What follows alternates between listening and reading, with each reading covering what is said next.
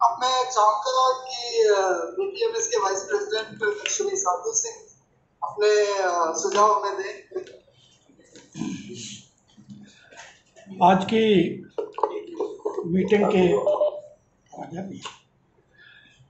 की मीटिंग के अध्यक्षता कर रहे आदरणीय एडिशनल सेक्रेटरी महोदय, हमारे जॉइंट सेक्रेटरी श्री अग्रवाल साहब, उपस्थित सम्मानित अन्य अधिकारीगण, हमारे ऑर्डिनेंस फैक्ट्री बोर्ड के 3 दिन के बाद होने वाले चेयरमैन आदरणीय विश्वकर्मा सर,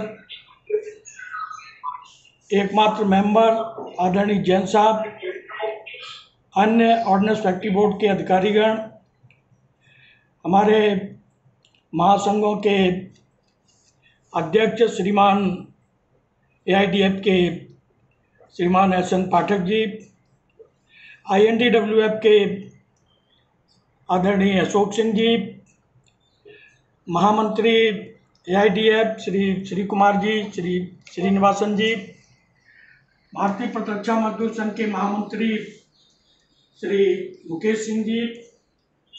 सर, अभी 4 वक्ताओं ने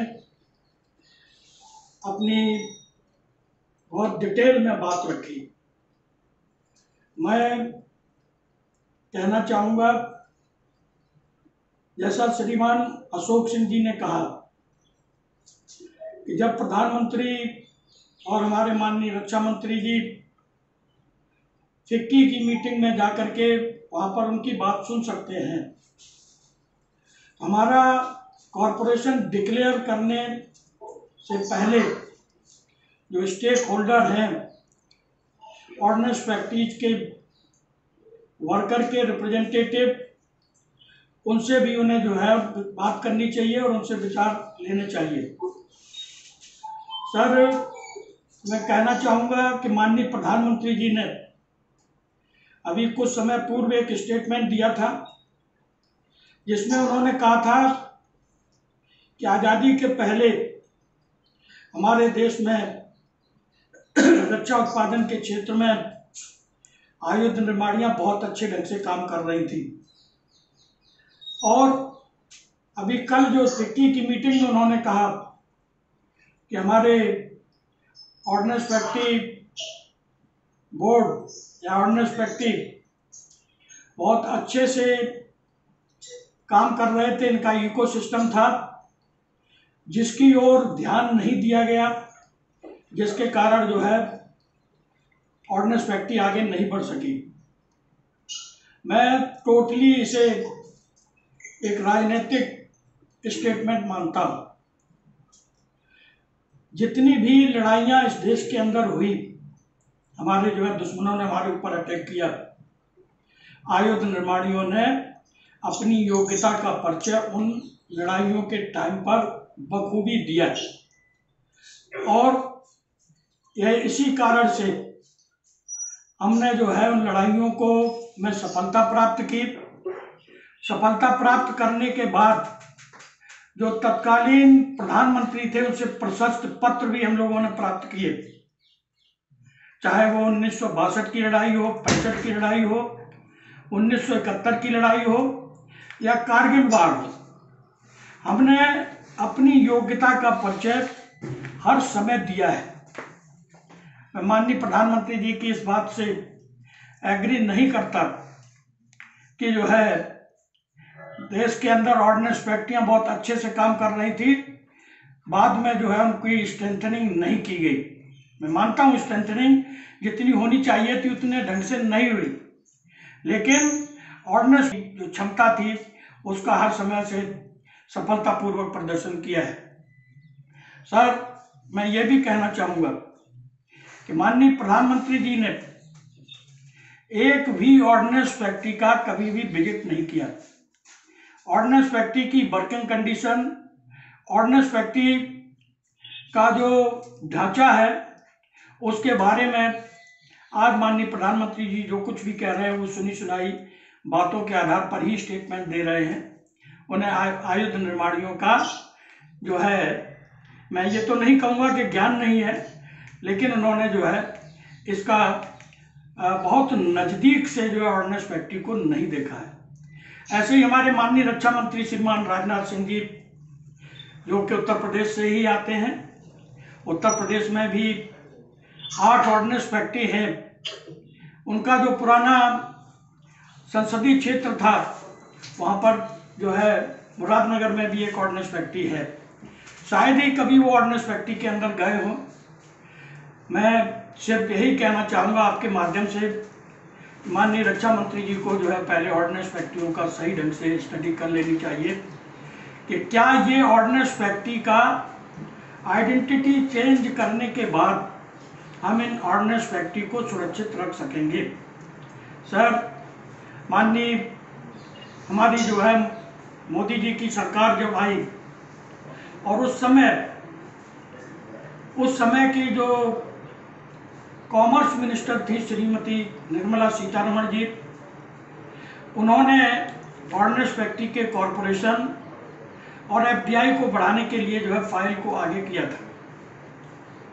उस समय के जो तत्कालीन रक्षा मंत्री श्रीमान अरुण जेटली साहब कुछ दिन के लिए हुए थे अस्थायी तौर पर।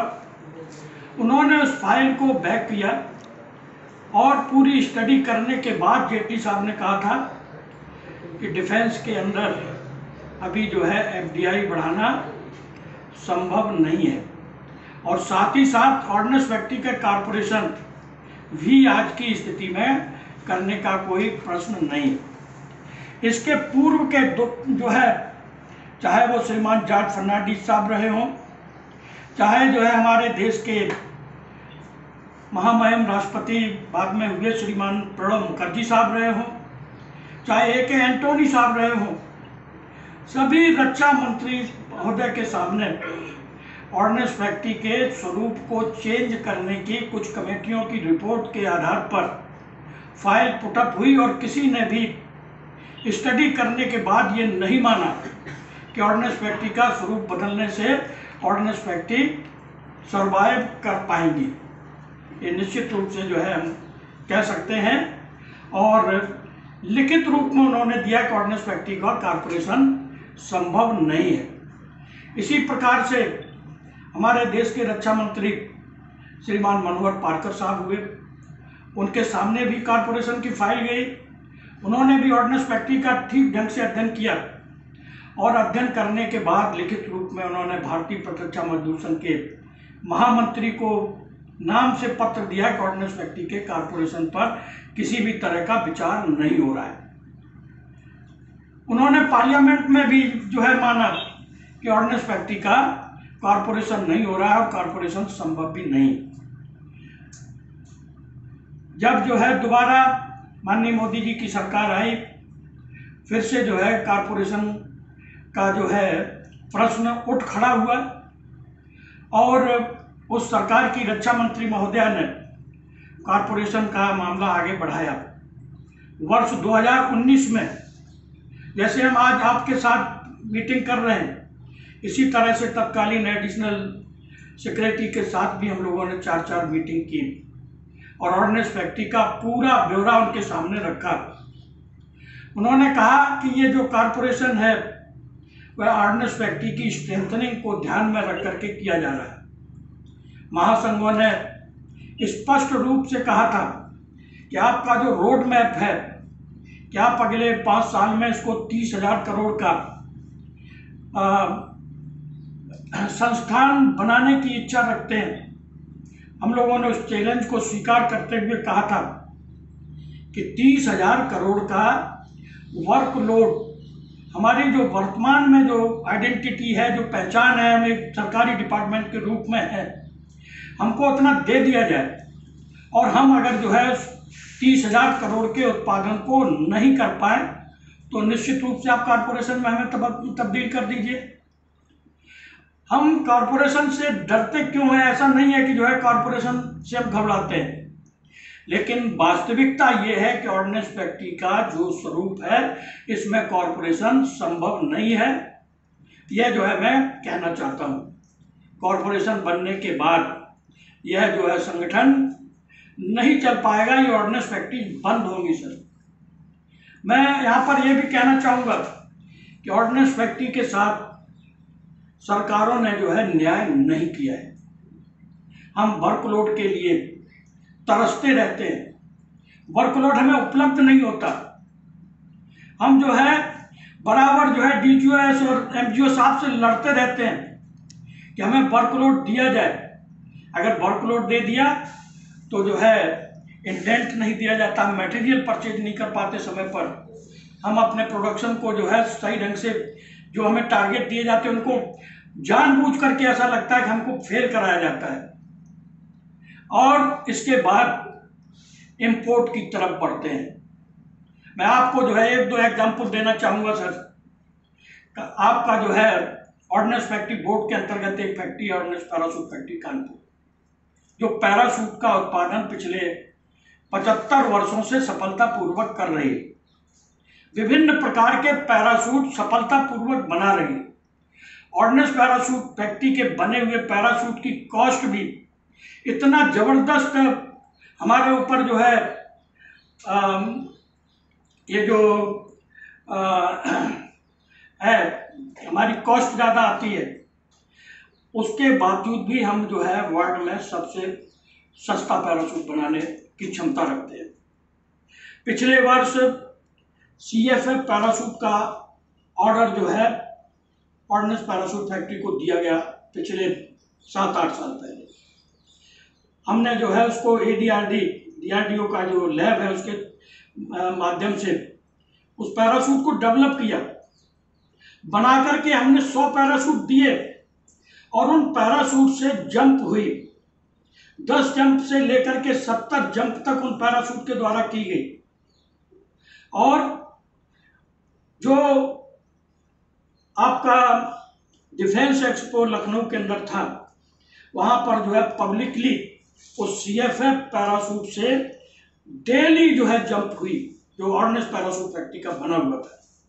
इसके बावजूद भी हम लोग नहीं जानते कि कौन सा कारण था कि हमारे उस पैराशूट को रिजेक्ट किया गया और जो है वो पैराशूट वापस किए गए, जिनसे 70 जंप जो है की गई थी। जो है उस 70 जंप के बावजूद भी पैराशूट वापस करके और ये कहा गया कि हम जो है इसको इंपोर्ट करेंगे।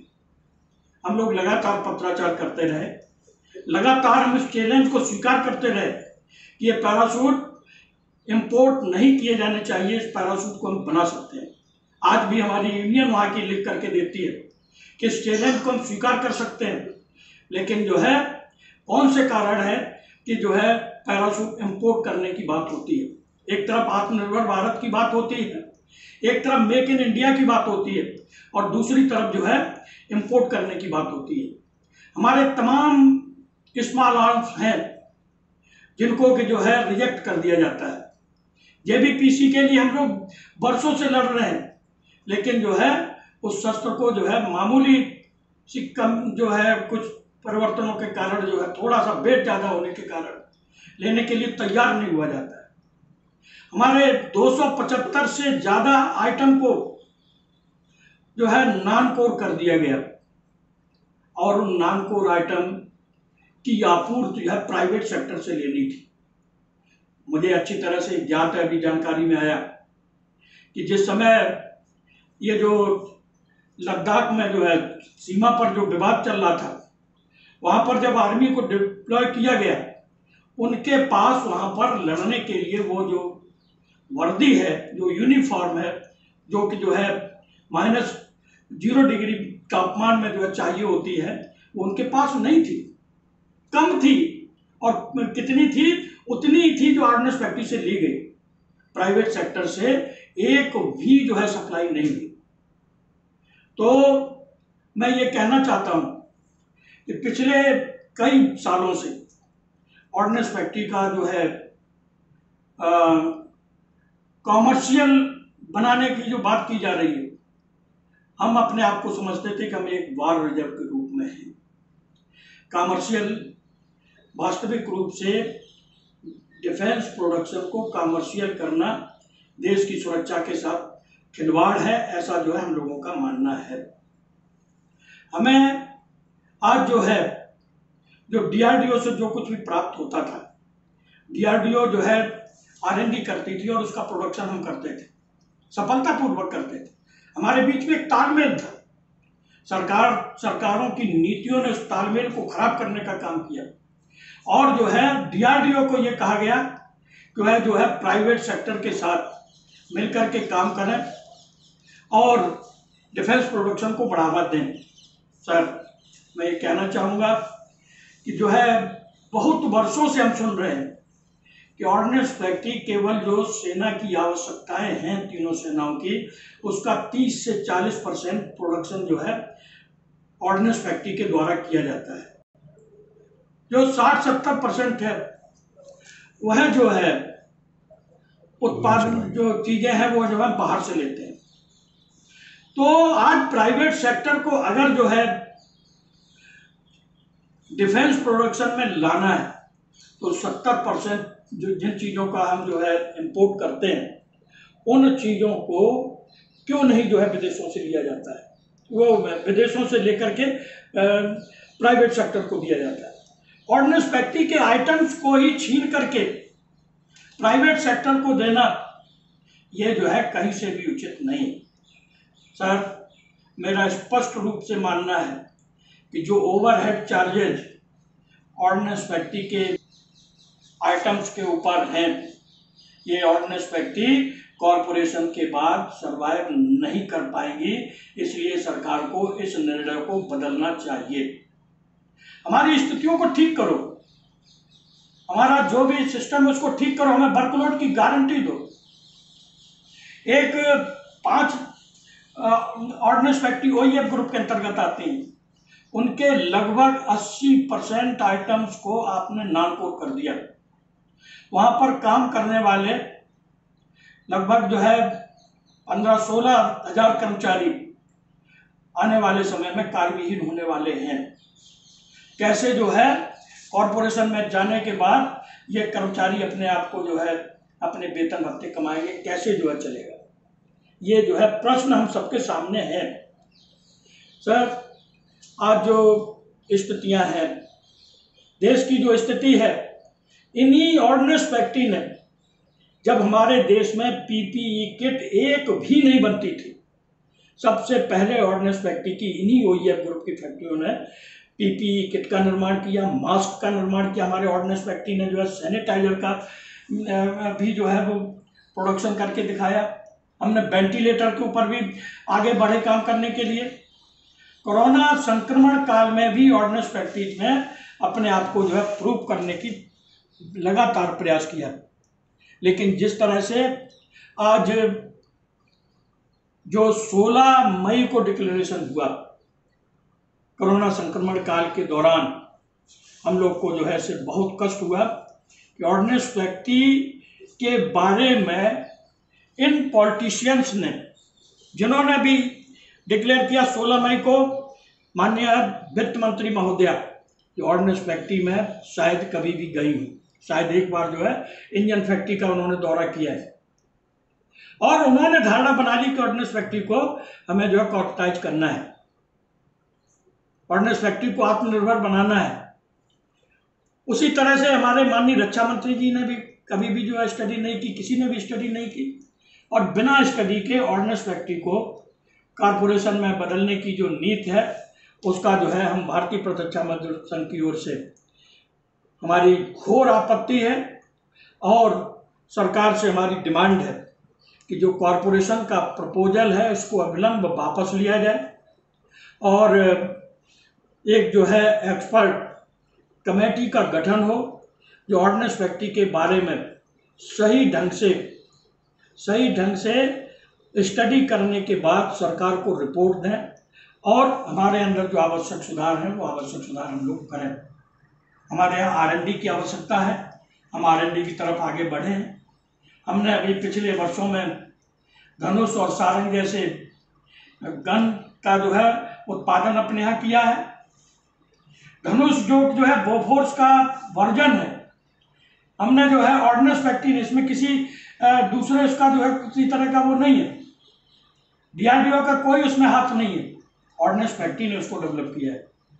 और मैं आपको बताना चाहूँगा कि जिस बोफोर्स की कंपनी ने बॉफोर्स गन यहाँ पर सप्लाई की थी, आज वो ऑर्डिनेंस फैक्ट्री की बैरल हमसे ले रहे।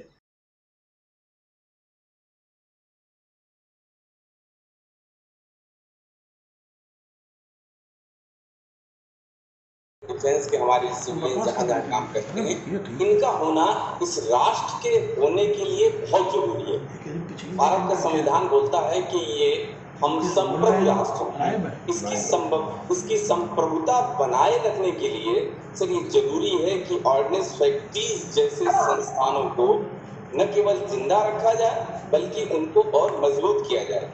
अब देखिए सर, कॉन्स्टिट्यूशन ऑफ इंडिया का जो प्रेम्बल है वो एक वर्ड यूज करता है, वो कहता है कि हम लोग सोशलिस्ट रिपब्लिक हैं, समाजवादी सोच के लोग हैं। वो कैपिटलिस्ट वर्ड का इस्तेमाल नहीं करता कि हम पूंजीवादी लोग हैं, हर चीज को पूंजीवाद के दृष्टि से देखा जाए, लाभ कमाने की दृष्टि से देखा जाए। तो भारत का संविधान तो ऐसा नहीं कहता, और संविधान में बिना परिवर्तन किए हुए सरकार की सोच में इतना आमूलचूल परिवर्तन हो जाना, इसको सराहा नहीं जा सकता। दूसरा, भारत का संविधान फिर एक जगह और कहता है कि वर्कर्स पार्टिसिपेशन इन मैनेजमेंट, तो हम उस जिम्मेदारी को समझ रहे हैं। संविधान के उस अनुच्छेद के अनुसार व्यवस्थाएं नहीं की गई, फिर भी हमने उस जिम्मेदारी को ओढ़ा है कि अपने ऑर्गेनाइजेशन को बचाने के लिए एक वर्कमैन के रूप में मैनेजमेंट में कैसी भूमिका हमारी होनी चाहिए, उसको हमको पूरा करना चाहिए। तो इन मूल बातों को ध्यान में रखते हुए मैं आपसे कुछ निवेदन करूंगा। जैसे कि कल माननीय प्रधानमंत्री जी ने अपना एक सेमिनार जो आत्मनिर्भर भारत इन डिफेंस मैन्युफैक्चरिंग में एक स्पीच दिया, बहुत अच्छी स्पीच थी सर। उसका छोटा सा एक पार्ट मैं पढ़ता हूँ। दशकों से ऑर्डिनेंस कारखानों को सरकारी विभागों की तरह ही चलाया जा रहा था। एक सीमित विजन के कारण देश का नुकसान तो हुआ ही, वहां जो काम करने वाले लोग थे, जिनके पास टैलेंट थे, कमिटमेंट था, मेहनती थे, ये हमारे बहुत ही अनुभव से संपन्न हमारा जो मेहनत करने वाला श्रमिक वर्ग है, उनका तो बहुत नुकसान हुआ। सर, हम माननीय प्रधानमंत्री जी के इस वक्तव्य का स्वागत करते हैं, लेकिन आगे फिर कहते हैं जिस सेक्टर में करोड़ों लोगों को रोजगार के अवसर बन सकते थे, उसका इकोसिस्टम बहुत ही सीमित रहा। अब ऑर्डिनेंस कारखानों का कार्यान्वयन करने की दिशा में हम आगे बढ़ रहे हैं। इस प्रक्रिया के पूरा होने पर श्रमिकों और सेना दोनों को बल मिलेगा। यह नए भारत के आत्मविश्वास का प्रमाण है। सर, प्रधानमंत्री जी का जो वक्तव्य है ये कुछ ऐसे लगता है जैसे एक परिवार की अगर बात करें तो आप उसके परिवार के सदस्यों के बारे में बोलें कि ये बहुत अच्छे व्यक्ति हैं इस परिवार के सदस्य, लेकिन इनका खानदान जो है वो बहुत खराब है। ये विरोधाभासी बातें हैं। हमारा खानदान खराब है और व्यक्ति अच्छे हैं। अगर देश के बारे में बोले तो भारत के नागरिक जो है वो बहुत अच्छे हैं, लेकिन भारत देश बहुत खराब है। कुछ ऐसा हमें लगा कि ऑर्डिनेंस फैक्ट्रीज के एम्प्लॉय की तारीफ करना और ऐसे ऑर्गेनाइजेशन हमको खराब बताना, ये कुछ ऐसे ही रहा था। इसमें उनका दोष भी नहीं है। उनके सामने जो पिक्चर लाई गई वो उसके हिसाब से उन्होंने बताया कि ये क्या है ऑर्डिनेंस फैक्ट्रीज। लेकिन सर, हम लोग की चिंताएं कहाँ हैं? हमारी चिंताएं यहाँ हैं कि जो भारत सरकार के जो पॉलिसी मेकर्स हैं उनका भी असेसमेंट किया जाना चाहिए। एक उदाहरण लें, मैं समझता हूँ आप थक चुके हैं सबको सुनते सुनते, लेकिन क्योंकि एक महत्वपूर्ण अवसर मिला है इसलिए मैं चाहूंगा कि आप इसको अगर थोड़ा देखें। भारत में एफडीआई का जो कॉन्सेप्ट था वो 1991 में लाया गया कि देश के अंदर एफडीआई रहेगी। ठीक सर, डिफेंस सेक्टर को 100% खोला गया कब? मई 2001 में इंडियन प्राइवेट सेक्टर के लिए कि वो एफडीआई भी ला सकते हैं 26%, सब्जेक्ट टू लाइसेंसिंग। अगर कंपनियों को लाइसेंस मिलेगा तो 26% एफडीआई के साथ में वो भारत में डिफेंस प्रोडक्शन में लग सकते हैं। ये डिसीजन हुआ 2001। लेकिन क्या कंपनियां आई? क्या एफडीआई 26% आया? मुझे लगता है कि इसको भी देखने की जरूरत है। इस पॉलिसी को 2001 की इस पॉलिसी को 2014 में अगस्त 2014 में रिव्यू किया गया और एफडीआई की जो लिमिट थी वो 49% कर दी गई थ्रू गवर्नमेंट रूल। आपको 49% and above 49% through Cabinet Committee on Security on case to case basis 49% कर दिया अगस्त 2014 में।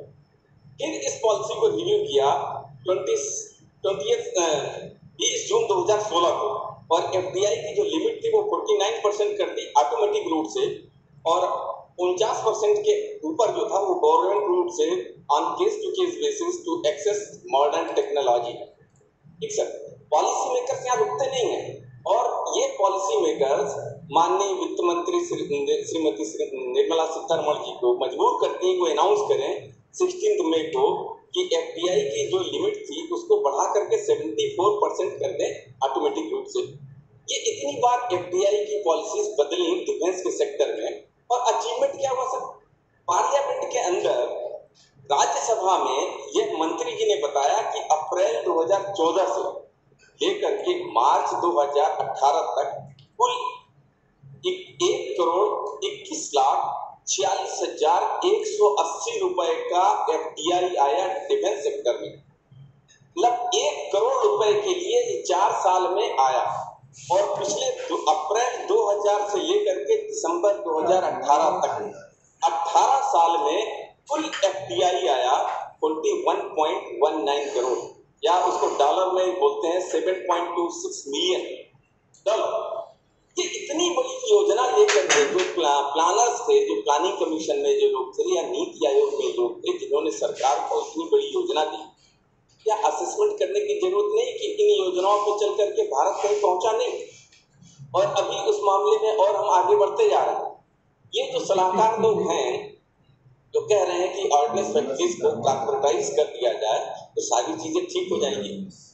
गांव में कुछ ऐसे कृषि वैज्ञानिक होते हैं सर, जो पैडी होता है ना धान की बुआई देखते हैं कि धान को के बीज को पहले जमीन में डाल दिया जाता है, जब वो थोड़ा बड़ा होता है 1 महीने के बाद तो फिर उसको उखाड़ करके दूसरे खेतों में लगा दिया जाता है, तब वो धान पैदा होता है। ठीक सर, ऐसे धान के वैज्ञानिक गेहूं की खेती भी ऐसे ही करने वाले हैं कि गेहूं को पहले एक जगह लगाइए और फिर उसको 1 महीने बाद उखाड़ करके उस गेहूं से तो दूसरे खेत में लगा दीजिए। तो धान जैसे पैदा होता है वैसे गेहूं नहीं पैदा होता, उनको बताने की जरूरत है। हम कारपोरेशन पैदाइशी नहीं है, हम गवर्नमेंट डिपार्टमेंट के लोग हैं। हमको गेहूं की तरह ट्रीट किया जाए, हमको धान की तरह से कारपोरेशन में लेके जाएंगे तो सक्सेस नहीं होगी। और जहां तक बात है कि हम बढ़ सकते हैं कि नहीं बढ़ सकते हैं, बिना कारपोरेशन में गए हुए देश में एक रक्षा मंत्री आए जिन्होंने देखा कि स्टेग्नेशन हो रहा है डिफेंस प्रोडक्शन के मामले में ऑर्डिनेंस फैक्ट्रीज का, और उन्होंने लक्ष्य तय किया कि 10-11 हजार करोड़ के आसपास का उत्पादन उसको बढ़ा करके 13,000 करोड़ कर दिया जाए। हमने 13,000 करोड़ रुपए का उत्पादन किया। उन्होंने लक्ष्य रखा कि उसके बाद के साल में जो है 17,000 करोड़ होगा और तीसरे साल में 20,000 करोड़ होगा। हमने 17,000 करोड़ के भी उत्पादन लक्ष्य को हासिल किया और हम 20,000 करोड़ के उत्पादन लक्ष्य की तरफ बढ़ रहे थे तो माननीय रक्षा मंत्री जी बदल गए और हम फिर वापस वहीं आ गए। तो माननीय प्रधानमंत्री जी को ये बताने की जरूरत है कि जो बदलाव है वो ऑर्डिनेंस फैक्ट्री के स्ट्रक्चर में करने की जरूरत नहीं है। बदलाव वहां करने की जरूरत है जिसने 13,000 करोड़ से 18,000 करोड़ तक पहुंचा दिया। मैं किसी रक्षा मंत्री या वित्त मंत्री के व्यक्तिगत खिलाफ नहीं हूँ, उनकी परफॉर्मेंस पे कोई शक नहीं कर रहा, उनकी क्षमताएं बहुत हैं, लेकिन एक रक्षा मंत्री ने दिखाया कि अगर लीडरशिप सही है तो इस ऑर्डिनेंस फैक्ट्रीज का आमूल परिवर्तन इसी सेटअप में कर सकते और वो प्रयोग करने के लिए और अभी जरूरत है सर। ये मैं कहना चाहूंगा। माननीय प्रधानमंत्री जी ने 3 शब्द इस्तेमाल किए कल, रिफॉर्म, परफॉर्म और ट्रांसफॉर्म। ठीक सर, हमारे साथ क्या कर रहे हैं प्रधानमंत्री जी? हमको रिफॉर्म नहीं कर रहे हैं, बिना रिफॉर्म किए हमारे परफॉर्मेंस के ऊपर एक प्रश्न चिन्ह लगा और हमको ऑर्डिनेंस फैक्ट्री ऑर्गेनाइजेशन को गवर्नमेंट डिपार्टमेंट से ट्रांसफॉर्म कर रहे हैं कारपोरेशन की तरफ। तो प्रधानमंत्री जी की जो नीति है उसके अगेंस्ट में है सर। तो हमको पहले रिफॉर्म करने की जरूरत है। अगर हमारी कहीं कमियां आपको दिख रही हैं और निश्चित रूप से मिनिस्ट्री में आप बैठे हैं और कहते हैं कि it is impossible to see the picture if you are inside the frame. हमको अपनी चीजें, अपनी कमियां नहीं पता चल पा रहे हैं। आप मिनिस्ट्री में बैठे हुए हैं, आपको पता है कि हमारी कमी कहाँ है, आप उनको ठीक करिए। अगर आप में कोई कमी है तो आपके ऊपर बैठे हुए लोग हैं, वो आपको ठीक करें। इस तरह से डिपार्टमेंट को ठीक किया जा सकता है। देखिए, हम लोग के सामने कुछ चीजें हैं, हम जवाब नहीं दे पाते अपने लोगों को कि मिनिस्ट्री में इतने टैलेंटेड लोग बैठे हुए हैं, इतने इंटेलेक्चुअल्स लोग होते हैं, उसके बाद भी जैसा हमारे साथियों ने कहा कि वो रिलेशन आप 20 वर्ष 7वां पे कमीशन आए हुए 4 साल हो गया और आज तक 20 वर्ष को रिलीफ नहीं था। वर्षों वर्ष से एक मेहनत की गई, एक कॉन्सेप्ट बना करके लाएगा कि ऑर्डिनेंस सर्विस के एम्प्लॉइज को क्वालिटी से रिलेटेड कंसर्न को ठीक करने के लिए, जिसमें सबसे अधिक आपका हैमरिंग रहता है। हमारे सेक्रेटरी जो पहले डॉक्टर अजय कुमार साहब थे, वो भी हम लोग को कहते थे कि देखो, तुम्हारा अगर कास्ट ज्यादा है तो कोई बात नहीं, सरकारी आगे चल जाएगा, लेकिन आपका जो डिलीवरी है और जो क्वालिटी है, इससे कोई कंप्रोमाइज नहीं होना चाहिए। उसके लिए ऑर्डिनेंस सेक्रेटरी बोर्ड में हम लोगों ने बैठ करके बहुत मेहनत की। इंसेंटिव फॉर एग्जामिनर्स एक पार्ट में और इंसेंटिव फॉर अदर एम्प्लॉइज एक दूसरे पार्ट में एक पॉलिसी बना करके भेजा। मिनिस्ट्री में बैठ करके एक दिक्कत है कि वो वहां पे नहीं समझ में आता है और वो पॉलिसी को नहीं एक्सेप्ट किया गया, तो थोड़ा सा हम लोग को जो है ये ह्यूमिलिएट करता है। और एक जो बड़ी बाधा है सर, जिसको आप भी नहीं ठीक कर सकते हैं, वो बाधा है डिफेंस फाइनेंस में। हमारे बहुत सारे प्रोजेक्ट्स डिफेंस फाइनेंस में जाते हैं और वहां उनके ऊपर आप भी हाथ खड़े कर देते हैं कि ये हम नहीं कर सकते हैं। और वहां से अगर किसी तरह से निकल के चला जाता है तो वो जैसे 41 दिन का अगर हमारा बोनस जाता है साउथ ब्लॉक से रिकमेंड होकर के नॉर्थ ब्लॉक में, तो बीच में जो राजपथ पड़ता है वो टोल टैक्स के रूप में 1 दिन का बोनस हमारा काट लेता है। ऐसा कैसे होता है सर कि वो जेटली जी के समय भी हो रहा था, as a defence minister Jaitley साहब हमारा 41 दिन का बोनस अप्रूव करते थे, एज ए फाइनेंस मिनिस्टर उसको 1 दिन का काट लेते थे। तो हम लोगों ने पूछा कि क्या टोल टैक्स लगाते हैं क्या आप, जो बीच में राजपथ का, ये चीजें हैं सर। हम लोग का डीओटी का मामला, ऐसे बहुत सारे इश्यूज हैं जिनको ठीक नहीं करने से हम लोग उत्साहित। हमारा ये मानना है सर कि हम हड़ताल सिर्फ इसलिए नहीं करने वाले हैं कि हड़ताल के हम शौकीन नहीं सर, हम मजबूरी में हड़ताल कर रहे हैं, आपको नोटिस किया है।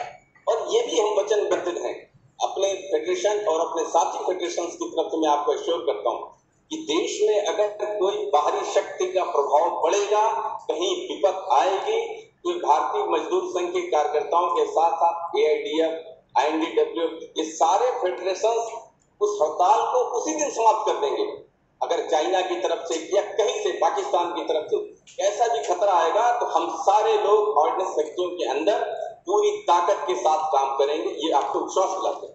और आप ऐसा रक्षा मंत्री जी और प्रधानमंत्री जी को बोल दीजिए, क्योंकि हम सब राष्ट्रवादी लोग हैं। हाँ, अगर हमारे ऊपर अगर हमारे अस्तित्व में प्रश्न चिन्ह लगा रहे हैं तो हमारे पास और कोई विकल्प नहीं सर। अगर ऑर्डिनेंस फैक्ट्रीज के निगमीकरण की अगर आप बात करेंगे तो हम बहुत विनम्रता के साथ ऐसे सारे प्रस्तावों को हम खारिज करेंगे। और आपकी ये जो आदेश माने, निवेदन माने कि आप अपनी स्ट्राइक को वापस ले लीजिए, इतनी विनम्रता के साथ मैं आपकी बात को भी खारिज करता हूं। और सिर्फ एक स्थिति है कि आप एक लाइन का स्टेटमेंट दीजिए कि ऑर्डिनेंस फैक्ट्रियों का निगमीकरण नहीं होगा, इनको अगले 5 सालों तक पहले ही एक्सपेरिमेंटल बेसिस पे ऐसे ही सेटअप में काम करने दिया जाए। अगर हम फेल होंगे तो हमारे साथ जो न्याय हो वो आप जरूर करिएगा। मैं इतनी बात कहते हुए आपको धन्यवाद देता हूं कि आपने हम सबको सुना।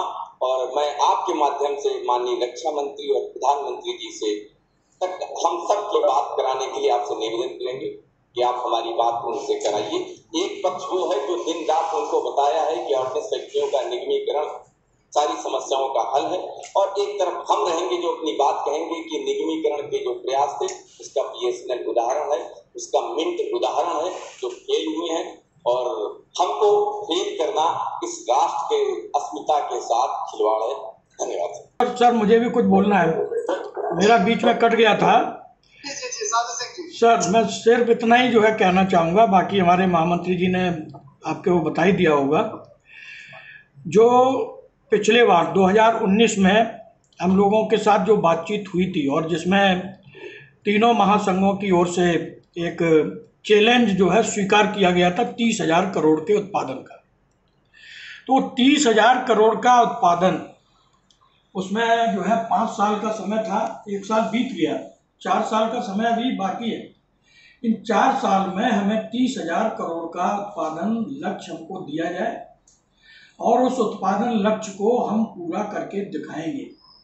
अगर उसको हम पूरा नहीं कर पाते हैं तो 5 साल के बाद अगर आप जो है कॉरपोरेशन बनाएगी सरकार, चाहे ये सरकार हो या कोई भी सरकार है, तो हम तीनों महासंघ की ओर से मैं ये कह रहा हूँ, तीनों महासंघों ने उस समय डिक्लेयर किया था इसको, अगर जो है हम उसमें फेल होते हैं तो आप जो है 5 साल बाद हमारा कॉरपोरेशन कर दीजिए, हम आपके पास नहीं आएंगे। लेकिन हमें एक मौका मिलना चाहिए। हमें आज तक जो है हमेशा फूड टाउन किया गया है सर, हमें वर्कलोड नहीं देना और ये कहना कि ये कुछ कर नहीं पाते, हमें जो है इंडेंट टाइम पर नहीं मिलना, मटेरियल नहीं खरीद पाते, उसकी भी कमी हमारे ऊपर बताई जाती है। तो एक मौका जो है हमें ऑर्डिनेंस फैक्ट्री को मिलना चाहिए, ऐसा जो है मैं आपके माध्यम से कहना चाहता हूँ। फिर मैं दोहराऊंगा जो अशोक सिंह साहब ने जो बात कही थी, उसी बात को मैं फिर दोहराऊंगा कि रक्षा मंत्री और माननीय प्रधानमंत्री जी को इन महासंघों से जो है बराबर के स्टेक होल्डर हैं, इनसे बात करनी चाहिए। इतना ही मुझे निवेदन करना था। Thank you sir. Thank you, मैंने आपका पॉइंट नोट किया है। आप सबको बहुत बहुत धन्यवाद। मैं मिनट्स इश्यू कराऊंगा। Will meet again. Thank you very much. Okay, thank you sir.